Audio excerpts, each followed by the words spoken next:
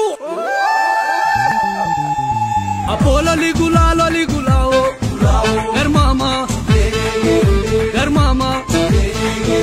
Europa nu ona barri pagoda yotumatu gada samoromoda Re barri gada utubaneto gada mbulle hayicha filaneto Kitintuni ilmora marartuda ango ganna sadetin dabartuda Ya gada hunde hanga baera adunya ziratu matefera Wallahi sankabu ya manameta ajira shambaleta Wallahi sankabu ya manameta ajira shambaleta ajira shambaleta Oromo numa ambulano fachianga fadura Oromo ndigan tokkicha gadatu bulcha Adan tokkicha